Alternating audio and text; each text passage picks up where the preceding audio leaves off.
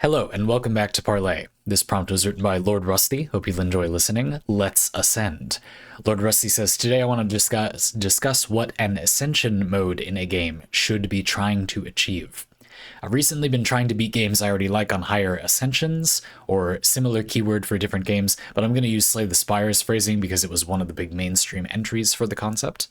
I have no idea if that's in any objectifiable way true, but sure, we can call them ascensions. This is the idea of like escalating difficulty tiers. Sometimes you have to unlock them. You kind of beat the game at a certain difficulty level, and then you can turn it up more. Lots of games have this. It's quite common nowadays. It may or may not have become more popular at a significant moment with Slay the Spire. That's certainly a game that has this. A couple games that stick out to me that I may talk about during this parlay that have this thing are Inscription, Hades, Dead Cells, Nova Drift, God of Weapons, Balatro. I want to talk about difficulty levels a little bit with a few games as examples, but a lot of games have this thing. So if you're getting a little bit stuck on that term, don't worry about it too much. It's basically difficulty levels the player can modify, and there are a few different kinds we'll talk about. Let's get into your examples. First up was Shotgun King, a kind of chess-based roguelike. It's good, and I found that Top Ascension was really very difficult. We've talked before about games playing with the net down and not needing you to make a good build, but this basically funneled me into 2 or 3 builds, which pretty much meant that there was an RNG element, and then as a player I was being tested on execution when I got a good run. I liked that it provided a big enough challenge, but felt the game didn't have enough RNG manipulation mechanics to provide a satisfying build experience. Right, it sounds like this one was kind of luck. Some runs were kind of doomed to fail. And then only when you lucked into a run where you got something good enough to beat the higher difficulties did it feel like a skill challenge. Interesting. Okay, so not an ideal combination. Next up is Monster Train, a game I love and think more people should play. It's quite similar to Slay the Spire, but with more focus on putting creatures onto a board rather than a single character. It sounds like you're trying to say the flow of gameplay is more similar to Slay the Spire. I feel like I've seen a little bit of this game, and it didn't make me think of Slay the Spire at all, but maybe you mean the structure, in an abstract way it's more similar. It's just a real hard sell, Lordrusty says, as the art style is peak mobile game. Okay, fair enough. This game had a pretty smooth progression to Top Ascension, and only a couple types of builds didn't work at higher levels. This one felt more like an onboarding experience to playing the game at its intended difficulty. I was still able to clear the final boss on about half my runs at the last couple difficulties. And I think the game knew this. Once you've capped out the Ascension track, the game gives you a bunch of challenge ways to play the game with modifiers making unique experiences which force you to adapt. This seemed like a good system, but I don't think it needed 25 levels on the Ascension track. Probably could have managed with 15 or 20 for the same effect. Interesting. So this one sounds like it worked a bit better. The idea of them being an onboarding experience to the game's intended difficulty is definitely something we'll come back to. I think a theme in games that want to be very difficult for the player is that they may need to help the player reach the level of proficiency that they think is interesting in the game. Just a simple example of this kind of concept would be something like Neon White, where it kind of feels like the developer wants you to get a fun experience of speedrunning their game, but knows that you probably don't have time to do that if you're a normal person. And so you kind of get help speedrunning the game or having that experience. I think this is a really untapped area in game design. There's a lot of fun to be derived from simultaneously guiding the player to a level of difficulty you think would be fun for them, and also along the way, you've kind of side effect created a system that lets them play the game at a lower difficulty if they want. Like if they might just not agree, like they don't find that fun, or it's really hard for them or something, and then they can still enjoy it. I personally think that making builds in games in particular is a place where the developer might do well to have a hand in the player getting more proficient at that activity, helping the player make something really cool in subtle or less subtle ways. So I think that is a very cool idea indeed. As you say, I think it does have an awkward moment where if it's going to be difficulty progression, you kind of get why there might be a lot. But if really the effect is to just sort of onboard the player for the experience the game like wants to provide, making that take a really long time is sort of the player can always not move up the difficulty. You know what I mean? I guess you could make the difficulty jumps really subtle, and maybe they are. I don't know. But I see what you mean, Lordrusty. It kind of feels to me at a glance like surely less difficulty rungs would be like enough, you know? Sure. Of course, Lordrusty continues, there are ways to do this idea that just skip straight to the let's make every run unique model. Dicey Dungeons springs to mind, which doesn't really have an ascension track, just a variety of unique run variants for each character. Yeah, or you could look at something like Risk of Rain 2 has a lot of, and a lot of other games have a lot of little challenges or achievements that you can do to unlock certain items or skills in the game. That's a little bit of like a very distant cousin to this concept as well, I think. That sort of fulfills one of the goals, but not all of them. We'll talk about that a little later. But yes, I think that's pretty related. Finally, I've been making my way through Against the Storm, a session-based city builder, which focuses around making choices about which buildings to add to your city and picking your win conditions from a variety of perks you get throughout the run, choices of missions, and general happiness. This one had truly fantastic design. As the track progresses, it removes more and more ways you can double dip on certain non-obvious but very strong strategies. There's an interesting curve where at low difficulties, trading is very strong, as it's both a way to earn money, which can be used for rerolls on most choices, in events, and to trade for other goods, while also being an aspect of the game which can be its own win condition with certain perks. Probably you like trade enough, and that can be its own win condition, okay? Then about halfway through, money gained from trading gets slashed in half, forcing you to engage with other systems, only for trading to become mandatory again at later difficulties with a money cost being introduced for one of the core mechanics. This track has felt the best so far, although I still have a couple runs of the top difficulties left, so I might fumble the bag at the end. Having played a lot of roguelike or session-based games which use these kind of systems, which ones have you enjoyed, which have you felt didn't land, and why? Lots of good examples, and some game recommendations, perhaps. Cool. Yes, I have played a lot of games that have this in it. I have to say this was one where I rolled up and thought, wow, I weirdly have nothing to say about this, but it's just because of that thing where you get put on the spot and asked to come up with examples and then they all fly out of your head. Opening my Steam library, I was pretty quickly able to find, of course, a ton. This is an extremely common design, of course. And so there are kind of different versions of it.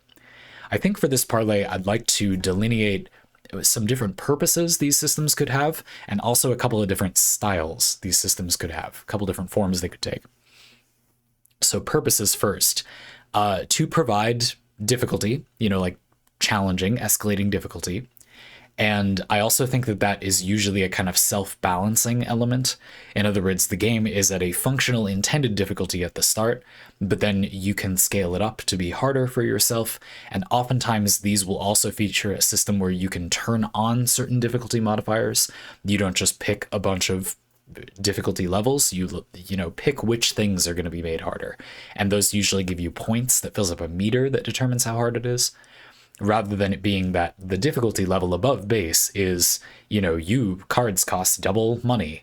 It will be that is one of many punishments you can turn on for yourself, and it's worth a certain number of points to turn on that difficulty modifier. So if you hate that, you can play up to pretty high difficulty without ever doing it, and if you like it, if you don't mind it, you can turn it on right away.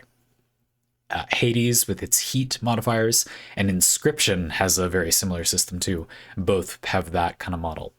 And that's kind of a style as well, sort of a challenge point-based style as opposed to a ladder style where you just increase the difficulty level over time. So challenge points or a ladder, that's styles. I think it's easy enough, I suppose. But then besides the escalating thing, maybe the obvious one, just difficulty levels. You also have that onboarding thing we talked about before, and also a variant of play model. The idea that the ascension levels, the difficulty levels, the challenge levels, may not be there as difficulty levels necessarily. They may be there simply to provide variety, or they might be less focused on it being more difficult, but just different, basically. And they also might be there as a kind of onboarding, a sort of intended longer term tutorial, basically, to get you where you want to go. That you might often see a feature where there are what look like difficulty levels, but once you get to the end of them, there's actually a similar system on top of that. Like you mentioned with Monster Train, you get to the end of the Ascension track, and then there's essentially a variety version, like a variant of play version on top of that, because the Ascension track was kind of not exactly a normal difficulty curve. It was meant to be like getting you to the actual thing at the end. Interesting. So a lot of variants. You asked me which ones I've enjoyed and which ones I felt didn't land and why. Yeah, I haven't engaged with these too much in a lot of games, but there are a few games where I went pretty far with them. So I do have some thoughts. I'd actually first like to talk about why I often don't engage with them. And it's because I think a lot of games do not have a good vision of what like meaningful difficulty is, basically. I was thinking when I wrote down my note about how there's kind of the escalating difficulty, but also then the variant of play difficulty, about how those are interestingly sort of the same in a way. You know, while they're not meant to be piling a bunch of challenges on top of each other, ultimately it's like getting used to it. You know what I mean? If something is a different, challenging way to play, then you get used to it, you kind of reorient your thinking, and then hopefully it's, you know, reasonably balanced. If we're assuming they're good, basically. And then it, you know, it's presumably a smooth experience, but you have to get used to it. You're kind of out of your comfort zone for a bit, and then you maybe work to get back into your comfort zone. Not necessarily that difficult compared to increasing the difficulty level, because it feels like you're stacking up even more things. But you see, it's kind of unclear in what way that is objectively making a game hard, whereas changing what you have to do and not just increasing what you have to do is somehow not making the game more hard. It kind of is making the game more hard. So basically, I often feel like, well, if my goal is just to have a different experience, I can do that just by playing a different build. I don't necessarily need to escalate the difficulty, do even more things on top of what I was doing before. Doing a different thing basically scratches the same itch a lot of the time. And I also don't often like either system, because I think in a way, they are basically there for variety or to keep things fresh, something I generally am not all that interested in the game doing for me. I just want to make my own builds. Or in my mind, it's kind of redundant in a way. It's like the system is there to give you like a goal or a target, but I already have my own stuff I would like to do.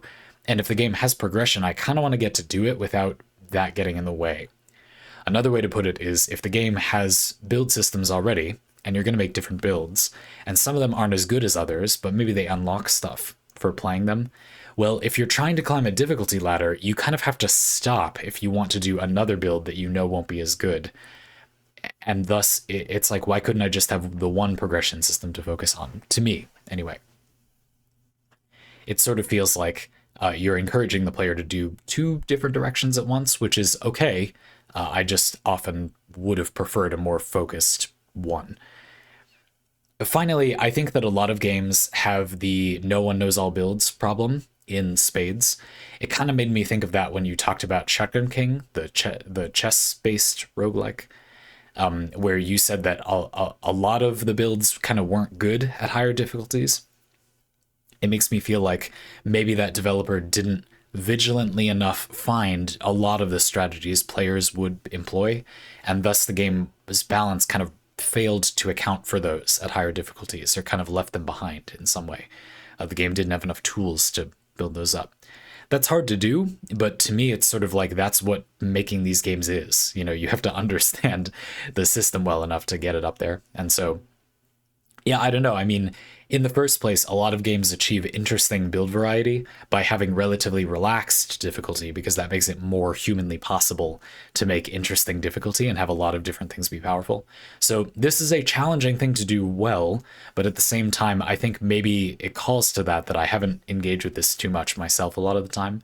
I often think it's not done well, or the game becomes less interesting if you increase the difficulty by a bit.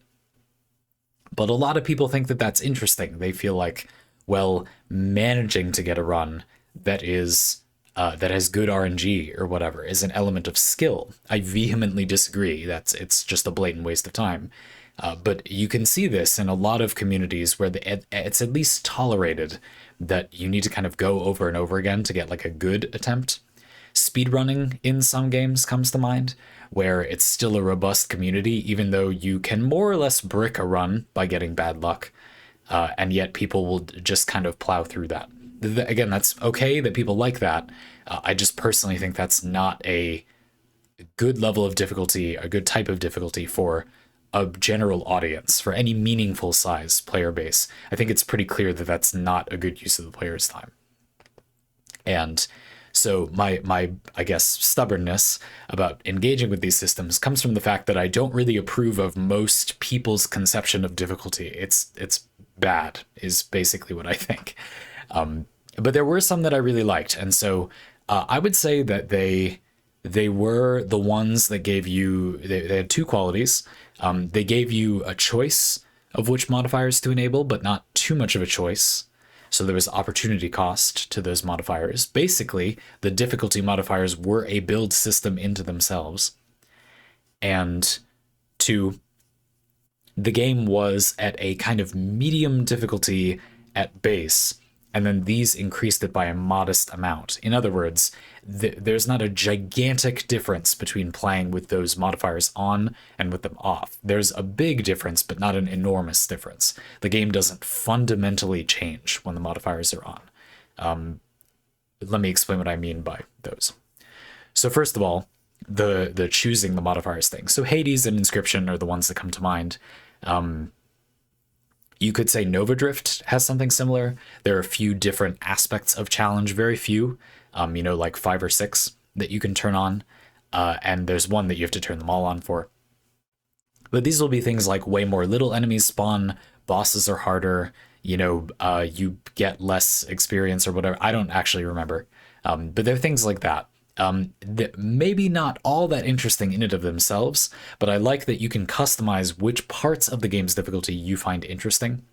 And Hades and Inscription take it a bit further. Again, they're allowing you to pick how you want to build the difficulty up. It does make the game harder to turn on any of the modifiers the game offers, but they're all worth different amounts of points based on the developers eyeballing how much more challenging they make the game. And you can turn on the combinations that either are most interesting to you, which you think are the most challenging, or which you think are the easiest, or possibly even ones that synergize with your build, like your build is good against those challenges, your intended build. Inscription, and especially Hades, also offer you well enough control over the randomness that you will be able to get a vaguely intended build each time. And so it doesn't, and usually the difficulty modifiers don't step on that too much. Or if there are difficulty modifiers that step on that control of randomness, you can simply not use them if you don't find that to be an interesting form of difficulty. Now, I'm very tempted to make a persnickety argument about how it, objectively isn't an interesting form of difficulty, but I'll shut up about that for now. Suffice to say, like in Hades, you can put a whole lot, a hell of a lot, you might even say. It's okay, you can just, just turn off the video now if you want, of difficulty up without turning on anything that makes the game less consistent, basically.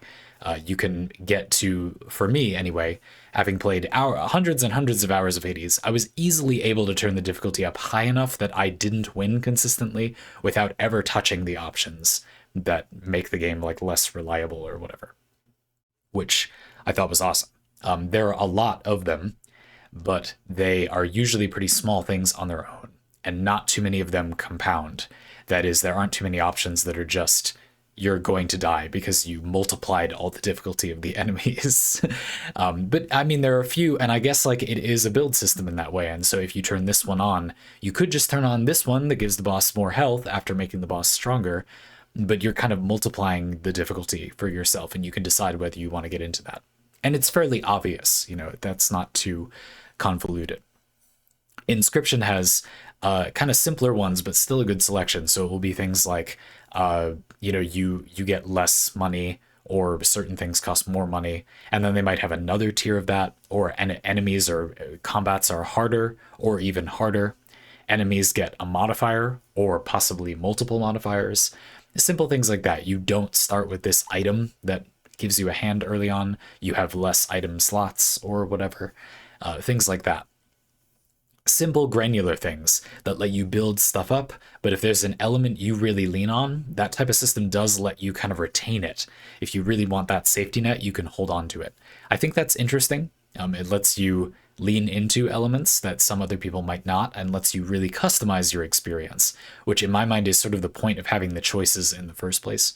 Having the difficulty increase over time, if it isn't intended to be just a kind of general goal, it has some flaws. So briefly, a lot of the time what will happen is that at a certain difficulty ladder rung, you level the difficulty up from 3 to 4, and at that tier, the challenge might be something, the thing the game makes harder, might be something you don't do, or that doesn't affect you that much. You know what I mean? You play in a way where that just isn't that relevant to your normal runs. And this it is a bit of a flaw, because it can mean that the difficulty system doesn't really have a way to, there isn't really a way to evenly increase difficulty as per se. That's interesting. And so the sort of hurdy-gurdy way it increases sometimes will dodge the player's playstyle or really heavily punish the player's playstyle. I've seen models where up the difficulty ladder, there's sort of intended to be a challenge point that nerfs every build. You know, like every type of playstyle gets hit with one of the challenges. Yeah, I guess that's kind of clumsy, is how I feel. It's fine. I guess it's better than them not punishing every playstyle. There's the no one knows all builds thing. You know, there may be a few ways to just get around all of those, or that will get hit by multiple of them. I don't know. So I'm not the biggest fan. I feel like those ladders feel a bit contrived to me. And oftentimes if you customize your own difficulty modifiers, it then feels like increasing the difficulty by a notch is sort of always meaningful, because you're either, you know, getting through all the stuff you think is kind of free and easy, or you're adding another modifier when there's not that many choices left, so it really hurts. You have to agonize over which one. I can see some players not liking the choice-based difficulty systems where you enable challenges and that increases a sort of difficulty score, like in Hades and Inscription and such, because it feels like there is no set difficulty, right? There's no objective to, if you did 20 heat in Hades, that kind of doesn't mean anything. It's like, which 20 heat did you do? Now, it increasingly does mean something reliable or consistent if you have relatively high amounts of points on the ladder, because you can only have so many things not enabled. You know, it will end up being that you are having a pretty similar experience to other people. But at lower difficulty levels in those systems, it may feel like, well, 10 heat just means that could be anything. You could have enabled basically any modifiers to get to that point, and so it doesn't mean much. I don't think this is a big deal, but I'm very judgmental, not very patient with people who care that much about being good at a video game that they want it to be objective, that I have a medal that says I beat 10 heat in Hades and I'm so good, and that means something other people can recognize and appreciate and care about, because they will care about it. No, they won't. Like, who cares? I just don't think that matters or is worth the cost, basically. If there are other benefits, I'm not going to yuck someone else's yum. You really like the difficulty? Fine, except that it has a cost that just isn't worth it. I'm not willing to just humor people if it would make the game so much better for most people to just not humor them as much. And again, I would argue when you enable a lot of modifiers, it actually is pretty objective. You know, 30 heat is like, that just is a lot. There's really no way around. In Hades, that's a lot. So I don't know. I think it's kind of a minor issue, but something I'm sure people would bring to mind. Another one is that some people might feel like it's they just don't know what to do. They'll get analysis paralysis. Now, I think this matters because a lot of games that have this kind of roguelike session-based, you get upgrades as you go, they reset when you die, the upgrades are semi-random. These games are definitely in the business of allowing you to manifest a build without having a plan. A build kind of happens to some extent with relatively little agency from the player. You don't have to come up with an idea fully formed. I think that a game that features that would do well to acknowledge that it's going to attract a significant audience that doesn't want to need to make a build right from the start. So allowing the player a way to not need to craft difficulty for themselves seems wise. That seems aware of the kind of player that will enjoy the game. But you can probably see where I'm going with this. It's also very easy. I mean, you could just set presets. Just let the player hit a button that says default 5 heat, boom, and it puts on the modifiers. Default 10 heat, boom, and it puts on the modifiers. Just have there be presets. Like, that's easy. So I personally feel like letting the player choose their challenges is almost entirely upside. There's almost no downside in my mind. That is largely superior to letting players do it another way, and I think it's also not that hard. From a development perspective, I feel like there's not much cost to making this system. So really very good, in my opinion. Triple thumbs up. Does my tongue count as a thumb? Okay, the second one was that it doesn't change the difficulty so much that the game is kind of unrecognizable. This one is a little bit tricky. It's interesting if the game has kind of a different reality to it later on. But the way I'm going to explain this to you, my dislike of this thing to you, is how it comes up in, for example, maybe your World of Warcraft, your MMORPG, where you level up, you get to the end game, there you are. These games are notorious for not really being the same until you're at the end of the progression. Warframe does this as well. You get so many sources of healing, for example, in Warframe as you level up, that getting shields, like regenerating shields naturally, I would argue basically just ceases to be a relevant mechanic. You might restore shields or survive using shields, but the fact that shields will recharge naturally if you don't take damage for a while is not that relevant at higher levels, but can be a big deal at lower levels. It can be a recharging source of health that you duck behind cover and wait till it comes back, and then you're fine for a bit. The context changes significantly at higher levels.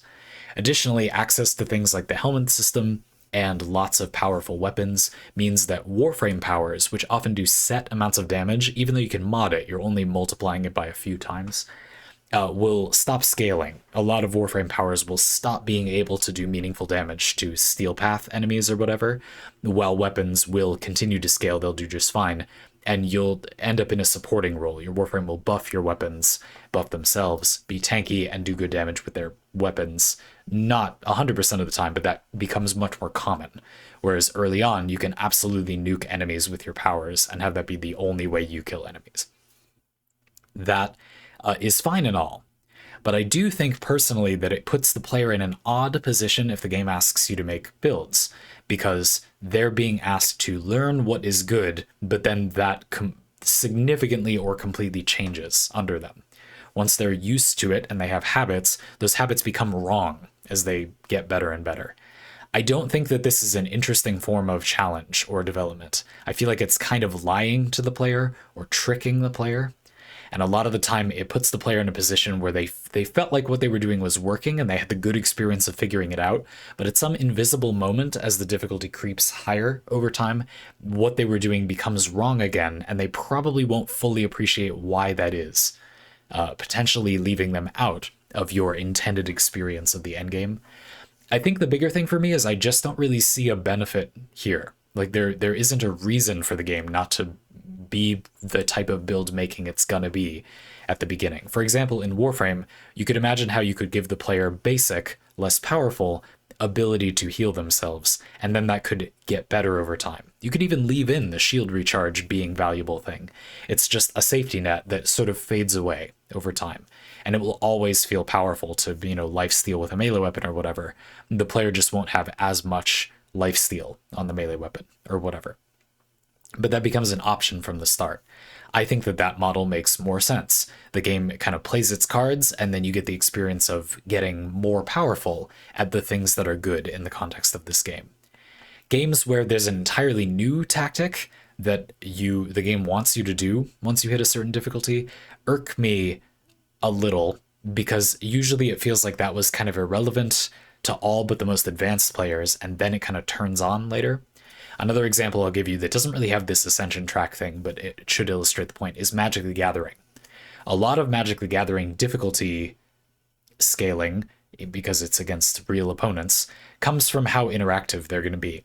You have this situation where if your opponent isn't doing anything that threatening, counter spells, where you hold up your mana, don't do anything for your turn, and wait to stop what your opponent did, are kind of bad because you don't need to stop what your opponent's going to do. But being at a level where that is an important thing to do, I would argue, is kind of the real game of Magic. It's okay if that's not what you enjoy, but it is what the game is balanced around. You know, the power level of things, the cost of creatures and spells is balanced around you possibly getting them countered, among other things, not around them never being counterable.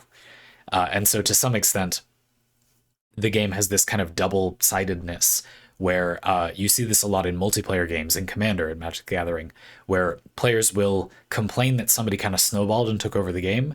But the reason is very simple. It's just that nobody ran any interaction. Nobody blew up their commander or their key creature that was enabling their strategy. And because the game is designed around you being able to do that, a lot of cards are just out of control, overpowered if you assume you don't have an opponent, because why would you not have an opponent? That's you do have an opponent. But a lot of players simply do not run cards like that. It's a fact that objectively many players do not run those things, but at the same time it's just as much of a fact that the game is balanced around those things. I personally feel like there's not a great solution here. You can't force players to play interaction. It's a PvP build game. And that's a whole other conversation we could have sometime about why maybe it's so hard to do those things. Because you can design the game around having a tool available that the player can always choose to have, but is also by definition allowed to choose not to have. That decision is essentially just wrong always, but they are technically allowed to do it. That's the thing about America, I always like to say. You're allowed to be wrong. You have the freedom to be wrong. How delightful. It's not always, in my opinion. And so in these other games, it feels like if you could force the player to not be able to do that, why wouldn't you? If the player will never be able to succeed in your intended experience without this thing, you know, think of it this way. If the run requires healing, and you set it up so that the game is essentially impossible unless the player has healing, why would you not make it so the player is guaranteed a chance to get healing? The run is basically fake if they don't get healing. So what is the merit to not guaranteeing the player is at least offered healing? I just think there isn't one. And yet a lot of games don't do that. They make it very likely that you will get, you know, that tool, but not guaranteed. Now, I think that Lordrusty's third example is useful here. Lordrusty, you talked a little bit about Against the Storm. I'm going to read the relevant bit again. As the track progresses, it removes more and more ways you can double dip on certain non-obvious but very strong strategies. There's an interesting curve where at low difficulties, trading is very strong as it's both a way to gain money while also being a way you can win. Halfway through, money from trading is slashed in half, forcing you to engage with other systems to get money, only for trading to become mandatory again at later difficulties, with a money cost being introduced for one of the core mechanics. It sounds like you're saying, with that last bit, money becomes so scarce that you still need to use trading to get more, even though it's been nerfed at that difficulty. Here's the thing about this example, though. It sounds like trading remains a core mechanic throughout. You just employ it as a tool in different ways throughout your time with the game. To me, that sounds fine. Like, that's cool.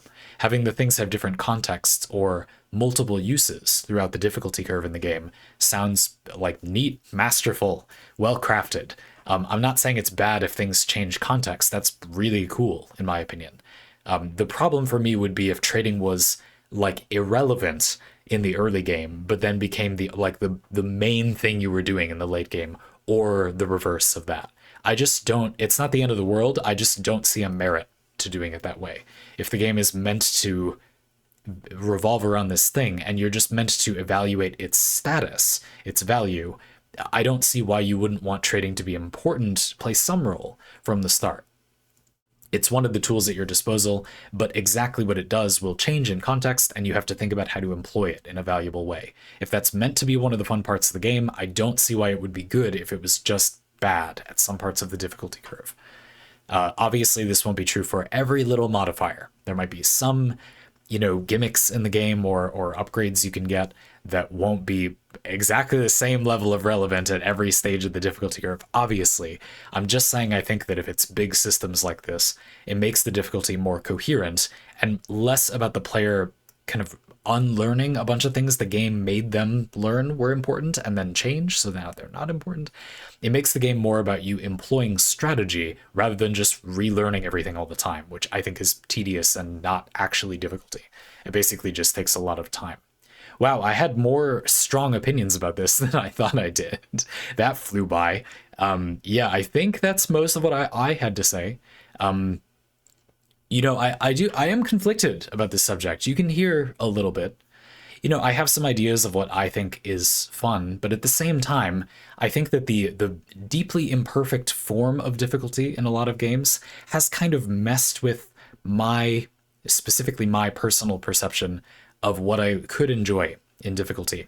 I wrote down a little quote in my notes at the beginning of this parlay.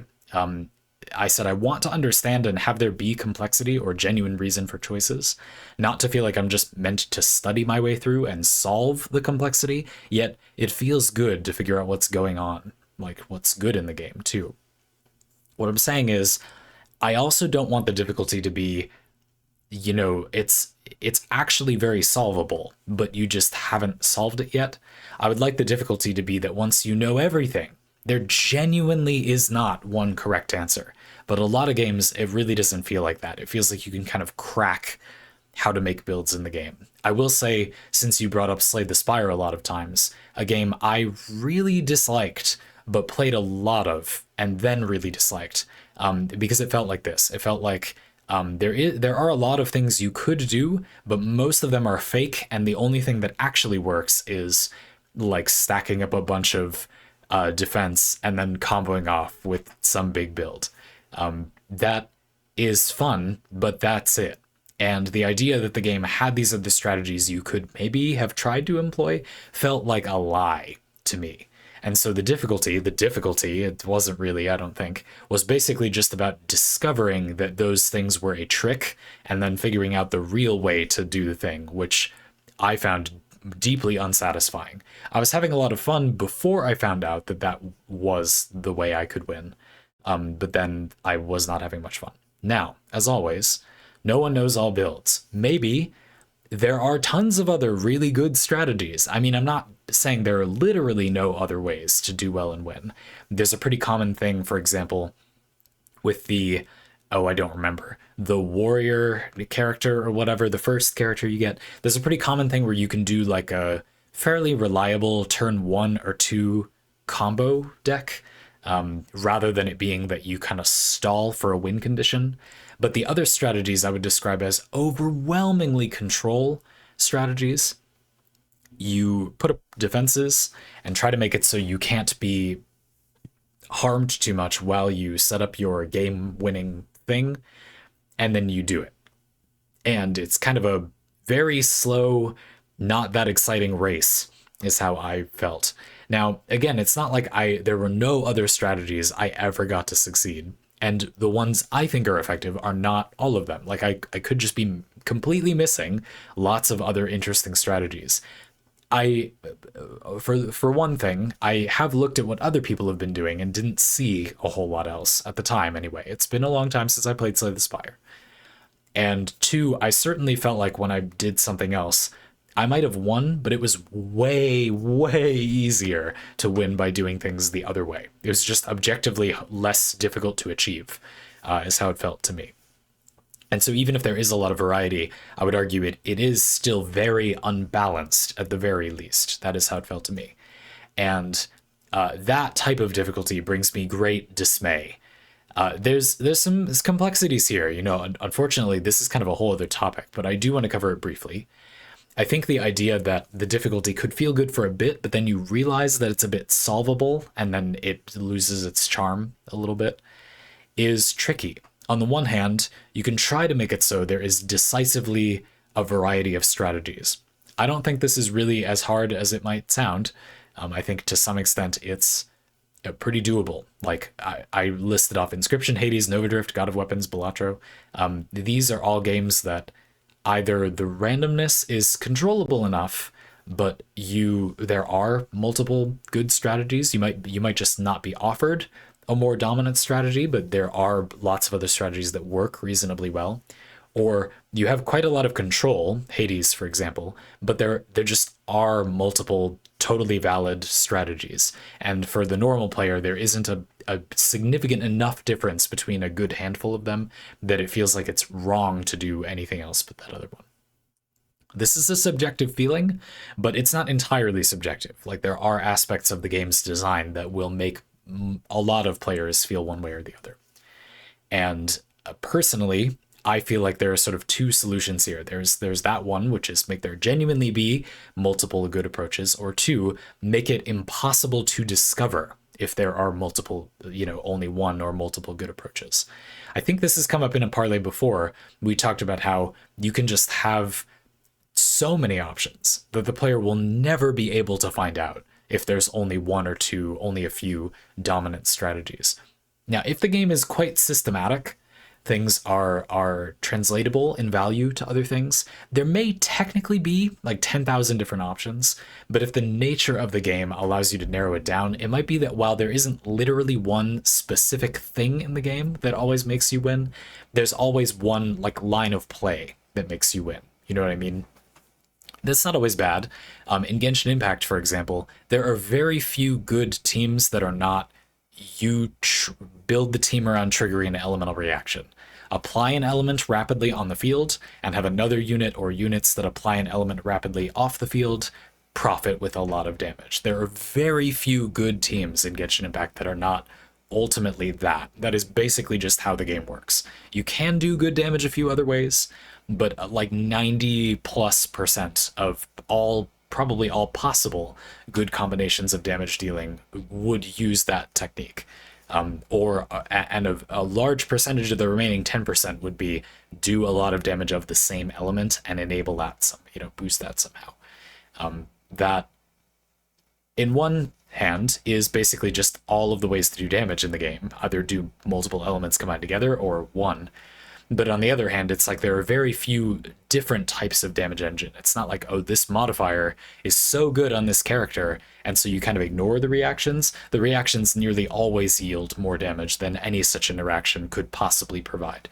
And usually you can just get good damage modifiers from units that will also perform a favorable reaction. So while I think that's okay, there could be games where, while technically there are a huge number of options, and technically a lot of numerically different things like do work well, the nature of the strategies that succeed are actually always pretty much the same. And I think that is also an issue. Nova Drift is a great candidate for a game that avoids this problem. There are a lot of ways to win that feel different, like they're fundamentally different experiences. You get that mine layer build where you automatically drop mines and you can't shoot, you have no weapon, you're just automatically pooping out mines and they do a ton of damage, and you just gotta poop the mine in the right spot and fly around and not die. There's that Leviathan build where you rainbow snake across the screen, killing everything you ram into. No weapon, you gotta ram into stuff and hope that your gigantic body doesn't get hit by a big AoE. You've got the, gun focused builds that actually fire your weapon. Like they're meaningfully different strategies that feel different. The game works differently, and yet they are of relatively equivalent power level. That's hard to do and all, but personally, to me, that is the only reason a game would feel meaningful. You have build choices, you got difficulty, and the build choices and the difficulty don't annihilate one another. It's not like one of them destroys the other. You see what I mean? I'm maybe a bit picky about this. Just as an aside, since I mentioned it earlier as a final note, I was thinking recently about, so in Baldur's Gate 3, there are only a few difficulty options. There's not really a system like this Ascension thing we've been talking about. But the difficulty options are, I kind of wish they said all the things they would do in some way. But they don't, and they do very defined things. So, like a set boss will have a set mechanic. The example I've given before is on Tactician, which is, I guess, hard, easy, normal, hard, and then there's like a permadeath mode. So Tactician, I guess hard difficulty, harder, I don't know about hard, but there's a boss that you can't melee the boss unless you climb up onto a kind of dais around the boss. The boss is a scythe and does a big cleave melee attack, so it's kind of dangerous to be up there. You can space out or whatever, but you can do melee damage. You could do big damage in that range. The boss will suck you in or knock you off of that. It's a whole thing. And in Tactician difficulty, there's an aura on that platform when you're in melee range that makes you not able to be healed. You cannot heal while you're in that radius.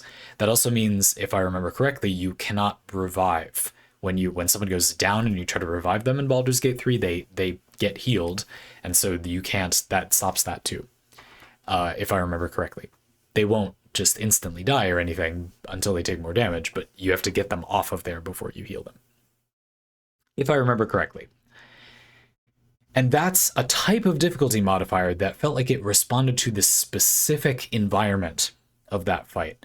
That type of difficulty increase is really interesting to me, and it feels like it's kind of a hybrid of making different game mechanics feel meaningful. That dais still matters as a part of the fight. Before it has that modifier on it, that just raises the stakes. So while it feels like you have to play around a new thing, I feel like that new thing really isn't irrelevant beforehand, right? Like, you're still in a lot of danger. Your health is in a lot of danger when you're there before that modifier is added. So even though it's like you're playing around a new thing, I liked that because I felt like it was a new thing that essentially already existed, just not in as harsh of a way beforehand. That's an incredibly esoteric, specific difficulty modifier. But it's similar elsewhere in the game, right? Like in Baldur's Gate 3, the lower difficulties, you get more health, and enemies have less health.